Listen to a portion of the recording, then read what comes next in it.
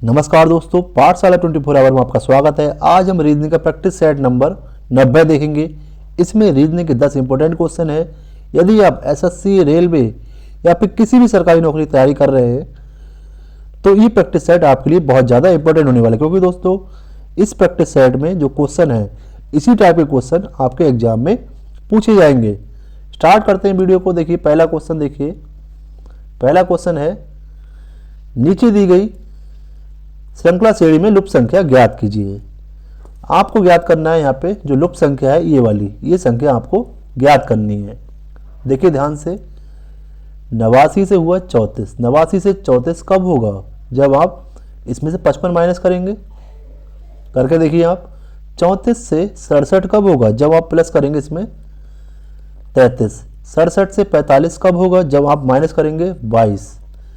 और 45 से 23 होगा जब हम माइनस करेंगे 22। देखिए पैटर्न, देखिए -55 प्लस 33 -22 -22।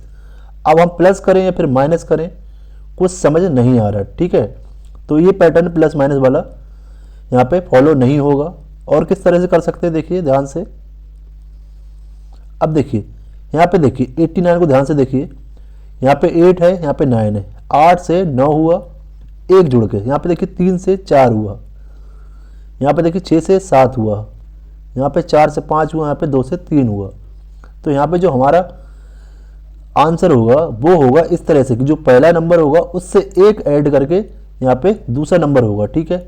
देखिए ऑप्शन में 3 से 8 करने पे, एक ऐड करने में यहाँ पे 4 होना चाहिए था, पर यहाँ पे तो 5 दे रखा है।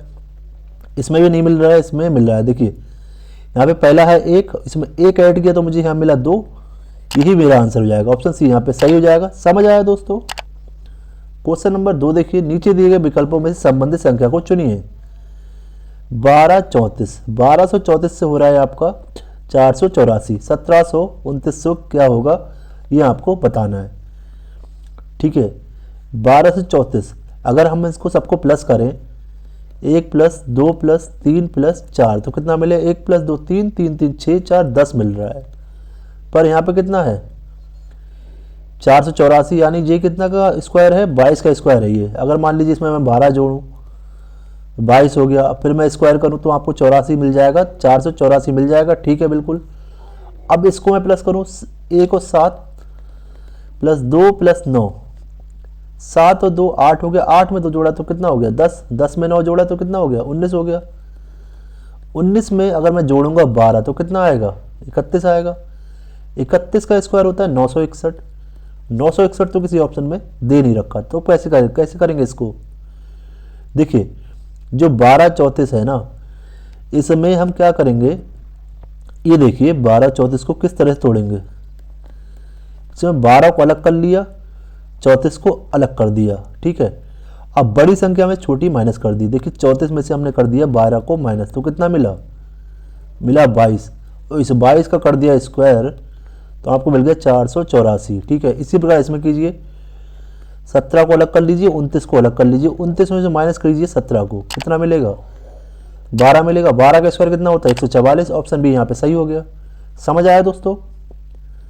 क्वेश्चन नंबर 3 देखिए, उस वैनारिक का चयन करें जो दिए गए वर्गों के बीच संबंध को दर्शाता है। जीव, आदमी, पौधे, इनके बीच वैनारिक डायग्राम बनाना है आपको। देखिए कैसे बनेगा। जो आदमी है, आदमी जो है वो आता है जीव के अंदर। क्या जीव आदमी का पौधे से कोई संबंध है? पौधे जो है वो पादप के अंदर आते हैं। पौधे जीव नहीं होते हैं, पौधे होंगे अलग।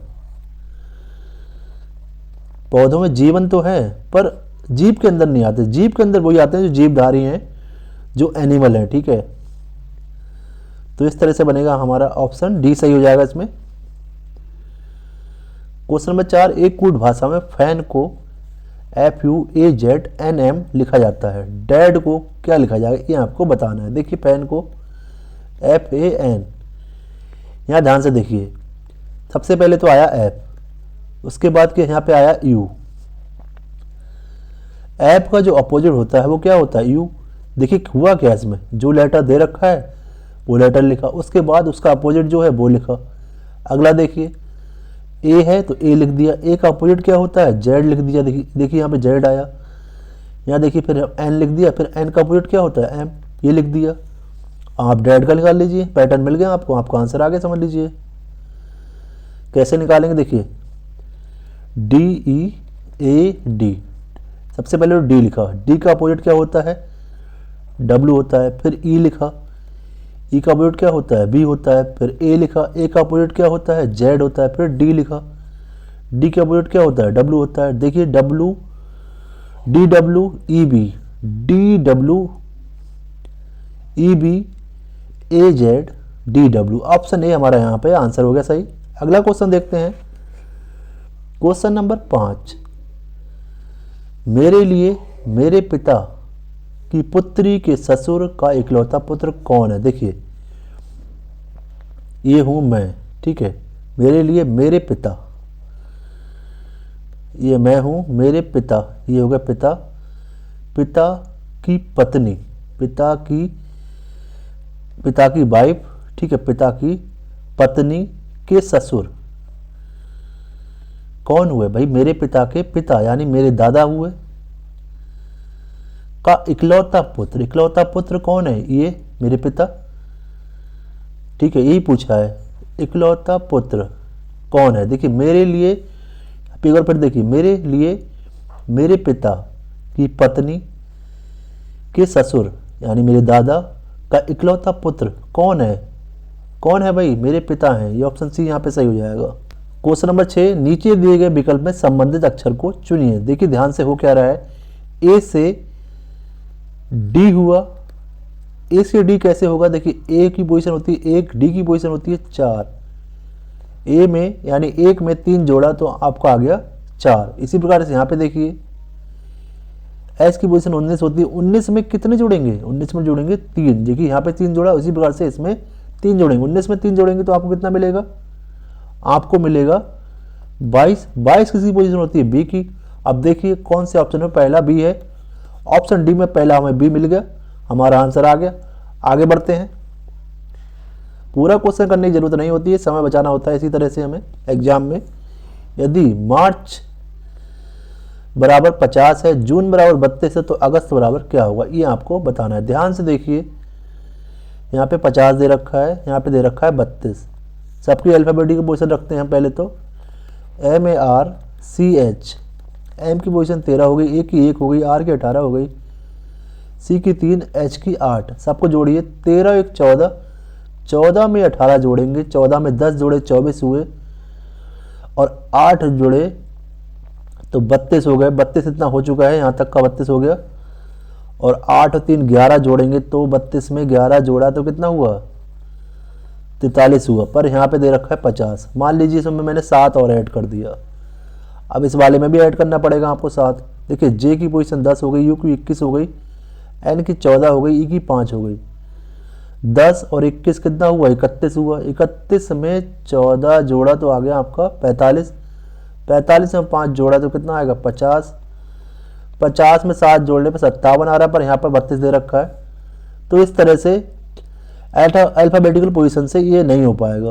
और कौन सी टेक्निक लगा सकते हैं, ध्यान से देखिए, अगर मैं इसका देखूं मार्च बराबर 50 दे रखा है, 50 मतलब क्या, 50 को हम ऐसे भी कह सकते हैं कि भाई 25 का दुगना, और 32 को हम ऐसे भी कह सकते हैं 16 का दुगना, ठीक है। यहाँ पे लेटर कितने हैं, 1 2 3 4 5, 5 लेटर हैं, 5 का स्क्वायर किया आया आपका 25, और इसका कर दिया दुगना तो आपको कितना मिल गया, 50 मिल गया। इसी प्रकार इसमें देखिए 1 2 3 4, 4 लेटर है, 4 का स्क्वायर किया तो 16 मिला, और 16 को कर दिया दुगना तो मुझे मिल गया 32।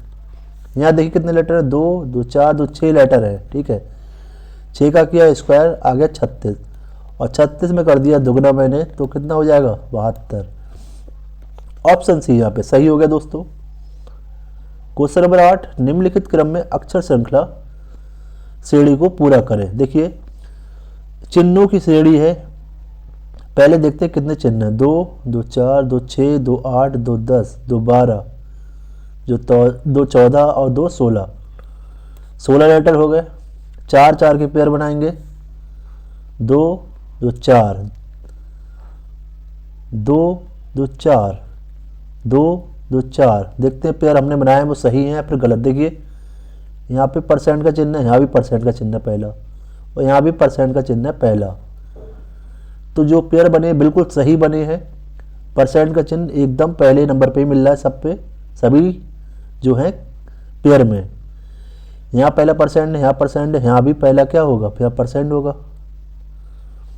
ठीक है, और देखिए यहाँ पे दूसरा जी है तो यहाँ भी पहला दूसरा क्या होगा, जी होगा।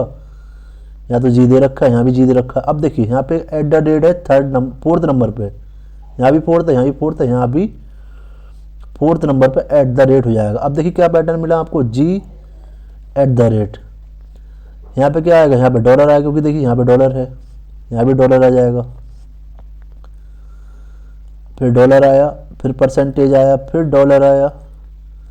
यहाँ पे क्या आएगा, जी के बाद क्या आ रहा है, डॉलर आ रहा है, फिर डॉलर आ गया।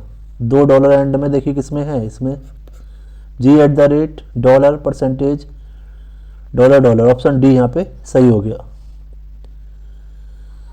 क्वेश्चन नंबर 9 देखिए, निम्नलिखित प्रश्नाकृति में लुप्त संख्या ज्ञात कीजिए। ठीक है, 3 2 1 से हो रहा है आपका 14, 4 3 2 से हो रहा है 29, उसी प्रकार 5 4 3 से क्या होगा ये आपको बताना है।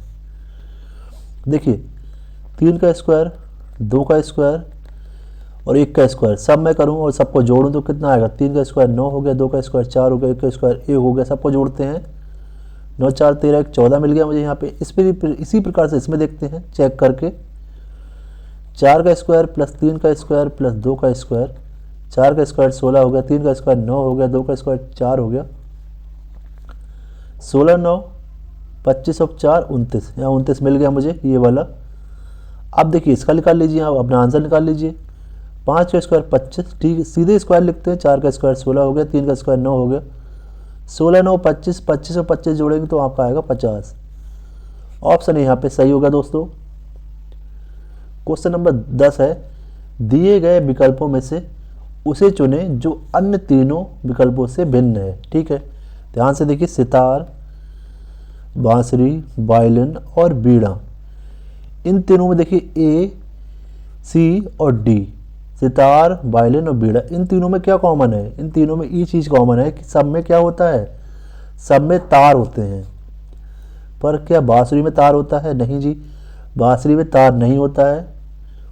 तो ये है भिन्न, ऑप्शन बी हमारा यहाँ पे सही होगा। ठीक है दोस्तों, वीडियो कैसी लगी जरूर बताइए। वीडियो पसंद आई तो वीडियो को लाइक कीजिए, चैनल को जरूर सब्सक्राइब कर लीजिए।